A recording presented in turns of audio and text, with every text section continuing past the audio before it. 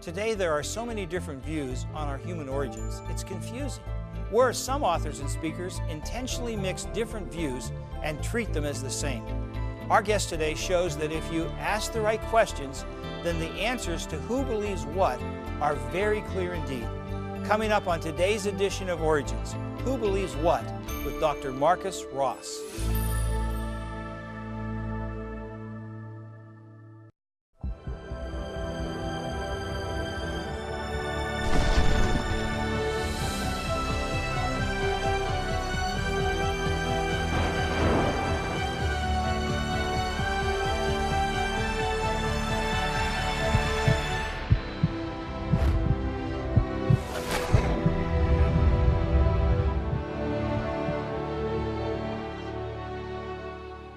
Hello, my friends, and welcome to Origins. My name is Don Chapman, and it's my privilege to be your host.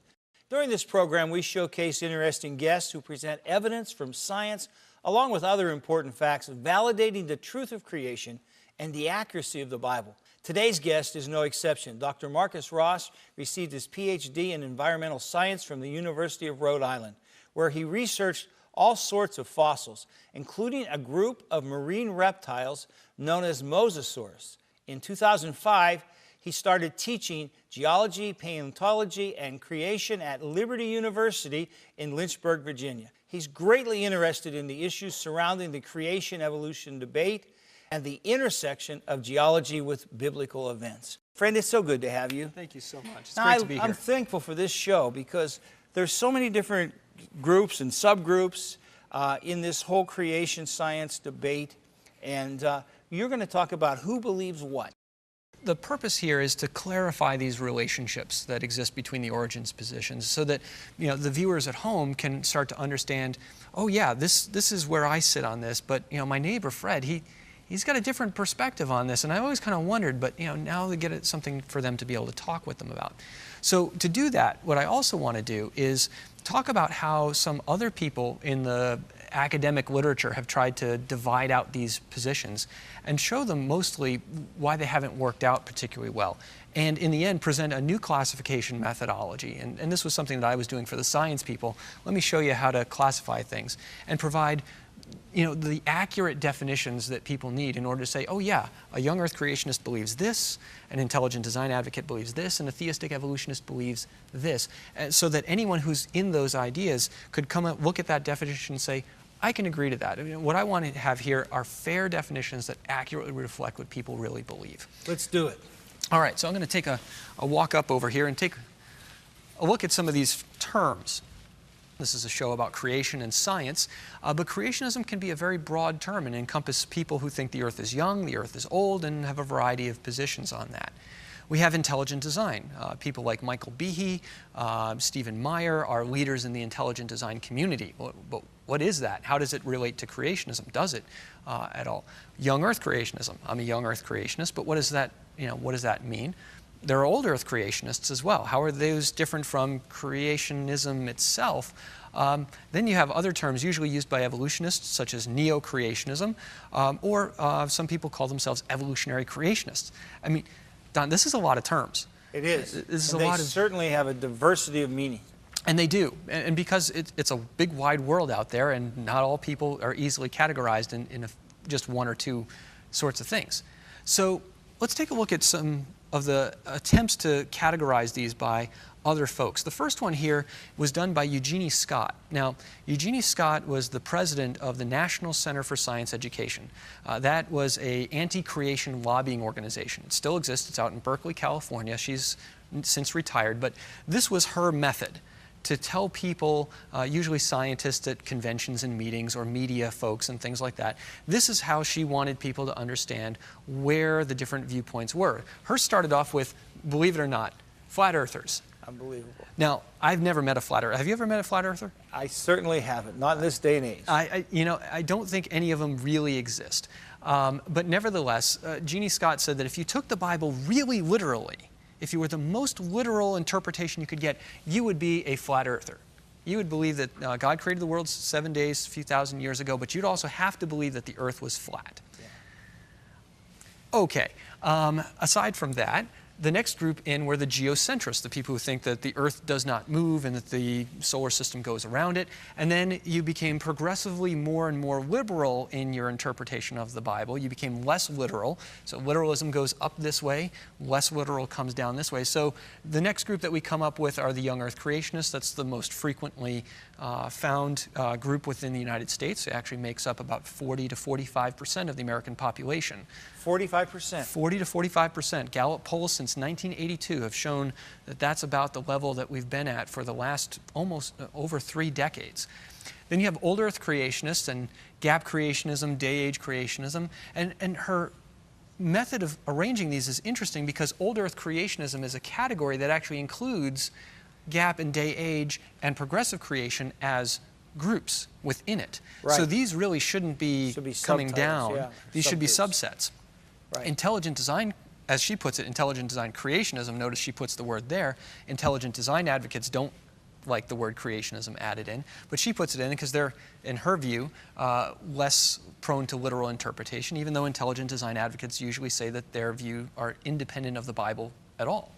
And then down here you get evolutionary creationists and theistic evolutionists, people who think that God was using evolution to do the creative activity. And then the bottom, the people who don't take the Bible for anything at all, in her view, the most rational of all the people are the materialist evolutionists. So in her view, you start with crazy at one end, and you go towards completely sane at the other, and you just have this one line of literal Bible versus non-literal Bible. This isn't terribly helpful. It's not much more helpful than another approach that's very similar put by geologist Donald Wise. He's at the University of Massachusetts at Amherst.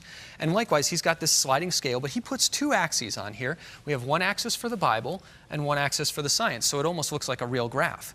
But this isn't data. These aren't real graph stuff. And he puts the young earthers at the top, 4004 BC creation, Noah's flood. Then he puts in old earthers with progressive creationists underneath them. Then kind of theistic evolutionary views in here. And then evolution all the way. I mean, this was published in a technical science education journal, and you have the phrase, evolution all the way. This was Donald Wise's view, and down here are agnostics, atheists, and secular humanists who believe that there is no deity and the Bible is not accepted as evidence. On the other side of the graph are the deity can control everything, and the Bible is taken literally, so you end up with the young earthers here. So in both cases, you just have this sliding scale. You're just moving along, more Bible, more science. Donald Wise thinks that science and the Bible are incompatible. And again, the implication is that those are the really smart people over there. That's right. This is where he is. Yeah. And that's where So all his that friends proves are. he's smart. Yeah. It's smart, right. So what I wanted to do was actually go into the same journal that Donald Wise published this and say, there's got to be a different way to do this. And one of the reasons that the journal ultimately accepted my paper was that they had published this, and this could be considered part of the dialogue, because there were people such as Eugenie Scott who didn't want my paper published and called for it to actually be retracted after it had been published. And the editors, to their credit, said, no, we won't do any comment and replies on this, but we're going to let it stand where it was. So if we take these 2 views, we see that there's a couple of difficulties here. The first difficulty is what we call a demarcation problem. Now that's a philosophical term meaning to separate 2 things, draw a line in the sand. In their view, the Bible and science, this is the demarcation. The Bible's on one side, science is on the other, and there's a clean line that separates what is science versus what is the Bible. They also all use some sort of literal interpretation of the Bible as a classification method, which is interesting because as both secular humanists, they don't have any sort of vested interest in what an interpretation of the Bible is or should be, and really they don't ever define what literal is. So they run into some problems there. And they also assume that there's a uniform theology amongst all of the positions that they have listed. And for some of them, that's certainly not the case. Certainly isn't. The difficulty here is that if the Bible's not science, it cannot guide research, right? Because if science is about research and the Bible is not science, then you can't use the Bible to investigate the world. Well, it also can't provide you with any sort of hypotheses to test, and it can't be evaluated by science. The Bible becomes this sort of thing that, is your personal faith, and that's all. It can't exist outside of that. But we've got a lot of interesting historical counterexamples to that. Karl von Linné is the one who came up with the biological system of naming animals by genus and species. Right? We are Homo sapiens. Right. Our pet dogs are Canis familiaris. Linné came up with that system. He believed that the species was the unit of God's creation. And he believed that the genus was kind of a bigger group that included those. Later, he kind of changed his mind. He saw enough evidence that animals could hybridize. He said maybe the genus is the level of God's creation. But Linné thought that the Bible was telling us something about biological classification. He started classification by giving us those Latin names, and we still use it today. Was Linné not a scientist because he was thinking of God creating kinds? I don't know of any biologist who's going to say that Linné was not a biologist, was not a scientist. Pejli wrote in the 1800s about natural philosophy and the idea that you could use the organisms and the features of those organisms to identify God's handiwork. Whether you agree with Pejli or not, in the philosophy and history of science, Pejli's a scientist. Isak Njutn. Yeah. Okay, I think we can even just leave that. Isaac Newton believed that God created the world and put the heavenly bodies in motion in a particular way, and then allowed the rules of physics to govern them once they were already established. Was Newton not a scientist because he thought God created the world? Yeah, the evolutionist has a real history problem. He does. And even in geology, one of my own favorites is Nikolas Steno, who was the first geologist to ever interpret a set of rocks and give it a geological history. And he said the rocks around Tuscany, Italy could be divided into rocks that were formed during Creation Week, during Noah's flood, and after Noah's flood. Steno started the discipline of stratigraphy, of mapping rock units from one place to another. He's a scientist. So this idea that you can demarcate between the Bible and science simply fails when we look at history. So we also run into the difficulties of this literal criteria. Now, I might say that I take the Bible literally, you might say that, but we also might say, well, I take it literally when it intends to be literal, and I take it as poetic when it intends to be poetic. So what does this mean? So the term is subject to a lot of interpretation, and it's usually not the place of an atheist to determine what is a literal and non-literal interpretation of the Bible, right? If they don't think that the Bible is the inspired Word of God, then their judgment call on what's literal or not is a little suspect on these sorts of things. Absolutely. So according to Eugenie Scott, the most literal members are flat earthers. Old Earth and young Earth creationists claim flat Earth interpretations might be non-literal. Right? You and I have never met a flat earther, but the flat earther might say, based on what I see in the book of Revelation, where God says the four angels are holding the four winds at the four corners of the earth, that means the earth is flat. Now, you're a pastor. You take that as a literal interpretation? Of course not. Why not? It's never intended to be literal. It's intended to be a term that just describes all of the earth, all of it. Right, yeah. I mean, when you're reading the book of Revelation from John, he is being highly non-literal, stylistic, and he tells his audience at the beginning, I'm seeing a vision of heaven. As soon as that word vision comes in, you throw literal out the door. Right. So let's say that the flat earthers actually exist. They say that this passage in Revelation points to a flat earth. You and I might say, you're taking the Bible non-literally because you're ignoring style, you're ignoring context, you're ignoring genre, and as a result, what do we do with the flat earthers? Well, if we've got that system, the flat earthers are being non-literal, we need to move them down because they're not the most literal. We need to move, they're past the gap, the day age, we got to put them in here somewhere. Well, if this is where your rational people are, right? If this is where all the smart people are, and you put the flat earthers right next to them, something's wrong with the system here. This just doesn't quite work. So literal fails as a criteria. It depends what your agreement on literal is, and there isn't that kind of agreement here. And it's certainly not for them to make that decision. So we have difficulties with uniform theology. Old Earth creationists, in Eugenie Scott's part, include intelligent design creationism. But within intelligent design creationism, there are young Earth creationists. So that doesn't seem to work. You should put it up over here, right? Well, except for there's also people who think that God used common ancestry and evolution. So some of them belong in here and some of them belong in there. So intelligent design doesn't actually work. Many of the intelligent design people would say that they're not really looking at the Bible. They're just looking at evidence from science. They aren't saying that we're going to define at all what this intelligence is that designs. We're just saying something designed it, right? And some of the intelligent design advocates are not even Christian. There's a real secular dimension to it. Right. So we've run into more problems here. And that's That's what we get here. You think that this is a Christian perspective, and there's people in intelligent design who are Jewish, who are agnostic, who are Muslim, Yes. who are taking a variety of different positions. It doesn't belong on the Bible. We can't put that as an axis and actually help people understand what's going on. So, what do you do with all this sort of stuff? Clearly what you have to do is you've got to scrap it. We've got to develop some kind of new method. And hopefully we'll be able to do that. Well, we're going to do that because I peeked at the notes, and it's going to be great. But before we do, we have to take a break. Don't you go away. This is very important and also fascinating. We'll be right back.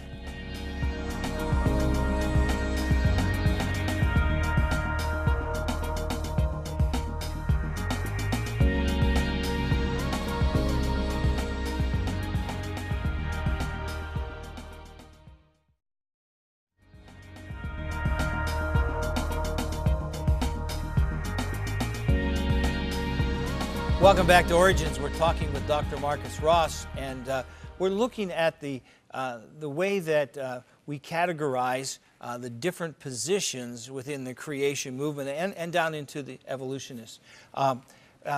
We've kind of come to agreement that the terms don't mean much unless we define them a little more clearly, so you're going to help us with that. Yeah, and part of it is my training as a paleontologist. I'm used to classification systems. Sure. How do we determine what species belongs to this or what fossil belongs to that? And so when I approached this issue, I did it with the idea of a classification biologist in mind. And that is that when you go to try and classify something, you never do it on just one character. When you hear the word pachyderm, you think of an elephant. Right. But Pachydermata used to be an order that included the elephants, the hippos, and the rhinos. They were all unified on the basis of one character, thick skin. Yeah. But that's the only thing that they had in common. Right. They were big gray animals, and Right. that was it. And it turned out that Pachydermata as a group didn't work in the same way that these types of classification systems don't work. We need That's a something, great analogy. We need something that's bigger and that defines things accurately. We have to also avoid these pitfalls that I've just kind of walked our way through. We don't want these science, non-science demarcations. We don't want single character divisions. We need more than one character. We need things that are definitional based and something that actually also reflects the fact that some of these positions have positions inside them and others are positions that are separate from the cluster. So we call that a nested hierarchy. Mm-hmm. So taking a look at how I wanted to approach this. I approach it the way a biologist would. Let's look at the characters. Let's ask questions and see which position answers yes or no to each of the questions. We ask the question of each position, do you believe that the universe is atelic or telic? And what that means is atelic is no purpose, telic means it was made with a purpose. So does the universe and life have a reason to exist, yes or no? Second, is it detectable or not detectable by science? Can we use science to determine whether or not there's a reason for us to be here? If you say yes, that's one mark. If you say no, that's a different mark. Looking again at another one, we have in this character set the nature of the designer. So if we think that we were made by something, then that designer could be a physical entity, say an alien, or it could be something that's non-physical, like God, or something else, right? Maybe you have a pantheistic view where God is part of the nature. Spirit of everything. Exactly. Yes. Now, obviously, a materialist evolutionist who's an atheist is going to say, oh, I don't think that there's any designer involved. So they get scored a different way on these sorts of things. So what we're doing is asking questions and letting each position It answer. defines itself. Exactly. So if we think that there is a designer, we have to ask the question, does it transcend the universe or is it part of the universe itself? And then we also want to ask about the nature of the designer. Is it theistic or non-theistic? Because you could have a theistic God, you could have a deistic God, right? And you could say, one who's present or one who's absent. Yeah. That's right. Did the God start up the world and then just let it run, or has it been an active force throughout the history of its creation and about the history of life over time? We also want to ask some questions about biology, and that is biology fundamentally continuous, such as in an evolutionary view, or is it fundamentally discontinuous? Are there separate groups that were created that do not have a physical ancestry to other types of groups? Regarding the age of the Earth, is the Earth old? Do you think that it's about 4.5 billion years old? Or do you think that the Earth is about a few thousands of years old, 10,000 years, something like that. So all these ones and zeros and x's simply mean, did you answer yes, no, or in the case of the x's here, I don't have an answer for that. Is the God theistic? Well, the materialist says there is no God, so we don't have him coded on that. We run it through a little computer program, and we end up with this type of diagram. Fascinating. Now, it looks kind of like an evolutionary tree, because the evolutionary trees use the same program to build these things. Okay. But what it's not, really what these trees do, is that each unit down at the bottom of this tells us about the characters that unite the group. It doesn't tell us that they're related in terms of ancestry. It tells them that they're related based on ideas. And so organization to life is the first. If you're a materialistic evolutionist, you think that life arose through materialistic processes that did not have any designer involved. If you think that there was a designer, the next unit up, everybody going this direction and up this direction believes that design was involved. The big question is, do you believe that that design is detectable, which is the next node up over here, or is that design not detectable by science? So if I'm talking to somebody who's a theistic evolutionist and they say, I believe God created the world, I believe he's responsible for all of it, I believe that Jesus Christ came and died for my sins so that I could join him in his heavenly kingdom, but I don't think that science can tell me how he got the whole thing started, he'd be over here in this group, and that would be weak deistic evolution and weak theistic evolution. Now, they're not weak because you're puny or something. They have a weak view of design in that they don't think it can be detected. Stronger views of design are on the axis still, and we find that there are people who think that aliens made the world. Not very many of them, but there are people who think that. People who believe that perhaps the universe is part of God and is an emanation itself of God, and so kind of your pantheistic views, some of your Neoplatonist views. It's only up over a couple of areas here where we start to get to theistic views, such as theistic evolution, where we think that we could detect that God was involved. So Michael Behe, as an intelligent design advocate, thinks that God created using common ancestry and evolution, but he thinks that God was specifically making things along the way. So he belongs up over here, where most theistic evolutionists are on the other side of the graph. I'm a young Earth creationist. I'm way out over here next to the old Earth creationist, because both of our groups agree about more items than anything else. We think that there's real design in the universe, that we can detect that, we can use science to do it. The designer is not part of the universe itself. It's theistic, and that biological world was separately created according to kinds and groups. So I have a lot more in common with an old Earth creationist than I do with any of the others, because we share more ideas in common. And this helps to better reflect these ideas. Another way that one could look at it is these little, nested bins. Again, the young Earth and old Earth creationists are together, closest, even though they disagree on the age of the Earth, they agree that God created according to kinds. They have a lot more in common than they have apart, don't they? Way more in common. Yeah. And that should teach us something in Christian unity as well, that we can disagree about some things. Be afraid to learn from each other. That's right. And we have things that we can learn from some of the ID folks, and we even have some things that we can learn from outside of our perspectives on these. But it tells us that there's a range here, and that some of our groups are more in common to one another, not just because we're more literal on the Bible. That's a mistake to look at it that way. It's because we agree on more particular premises. So intelligent design is a position that recognizes that you can detect design in the universe. That's something that they believe. And that's the only thing that you have to be part of the ID community. So the ID community includes a lot of different perspectives in it who all agree that you can use design to identify things. Young Earth creationism, the definition here is much bigger, but that's because it's more specific. Yeah, intelligent design is not very specific. Young Earth creationism is, because we've got detectable design, we've got a transcendent theistic God, discontinuous biology, and an age. Those are a lot more things than intelligent design is able to affirm, because they're a bigger tent. So ID and Young Earth creationism and all these different views are different concepts with limited but important points of agreement with one another. We can determine detectability and design. So, what we can get out of this is that something like intelligent design, if you're reading from an ID person, they're theologically and philosophically very minimalistic. You don't have to agree to a lot to be part of the ID community. Young Earth creationism, as well as old Earth and theistic evolution, much more specific in what they affirm. And so with that, I certainly have a lot of thanks to give out to some of the people who helped read over and give me some comments and critique. And interestingly, we've got two people, Andre Arieu and David Fostovsky, who were at University of Rhode Island when I was a grad student, and they're both materialist evolutionists. Paul Nelson and Kurt Wise, both young Earth creationists, but Paul Nelson works with the intelligent design community, and Kurt Wise is much more aggressive on the young Earth perspective. So it's from learning with friends and colleagues like this that something like this, can help the broader community understand when you talk to your neighbor, when you talk to your friends, when you talk to a kid at school, who does believe what and why. That's a great thing you've done. Thank you. I can see how you took your training from one area and used it in this area to be a help to all of us. My friends, I hope it's helped you too. And I want you to always be sure that you're listening to people even that you don't agree with. A lot of times you'll learn from them. That doesn't mean you give up your principles. It doesn't mean that you surrender truth. But learning is a wonderful thing. And learning to know that every word you use has meaning, and to learn to appreciate people who don't agree with you. All of that's things that Jesus majored in, that he would have us major in. Never forget, though, it's God's view he created you. And that should be your worldview, too. Hope to see you again soon here on Origins. And until then, God bless you, my friend.